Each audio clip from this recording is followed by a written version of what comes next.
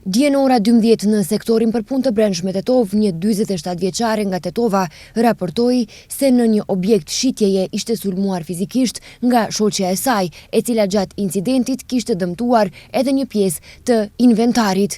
Pas dokumentimit të plotë të rastit, do të vijojë para shtresë përkatëse. Dje në ora 20 në sektorin për punë të brendshme Tetov, një 55 vjeçar nga fshati Pirok i Tetovës raportoi se djali i tij i mitur dhe një shok i tij ishin sulmuar fizikisht nga një 20 vjeçar, po merren masa për zbardhjen e rastit. Dje në ora 21:55 në fshatin Bogovin të Tetovës, zyrtar policor nga sektori për punë të brendshme Tetov privuan nga liria një 65 vjeçar nga i njëjti fshat, në ndyshimin se më datë 14 mars kishte kryer vjedhje në një xhami në fshatin Vrapçisht, rajoni Gostivarit. Pas dokumentimit të plotë të rastit, ndaj tij do të parashtrohet kallëzim përkatës. Dje në ora 17:15 në pikën kufitare Jazhinc, zyrtar policor privuan nga liria një 41 vjeçar nga fshati Sellarc e Epërme.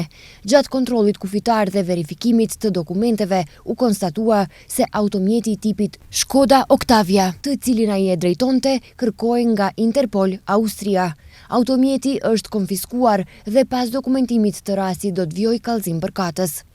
Sot pas mesnate në ora 1:40 në rrugën Magjistrale Tetov-Gostivar, zyrtar policor nga Departamenti për punë të brendshme Gostivar privuan nga liria një 32 vjeçar nga fshati Llace Tetovës.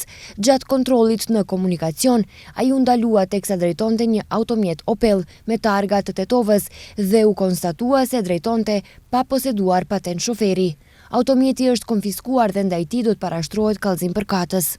Gjatë ditës së djeshme, në rajonin e sektorit për punë të brendshme Tetov u realizua kontrolli automjeteve dhe drejtuesve të tyre. Janë sankcionuar gjithsej 18 drejtues, Tetov 14 dhe Gostivar 4 për parkim të parregullt, ndërsa 12 automjete të gjitha në Tetov janë ngritur me mjetin special me rimang. Gjithashtu janë sankcionuar edhe 67 kundërvajtje të tjera në komunikacion, Tetov 43 dhe 24 Gostivar.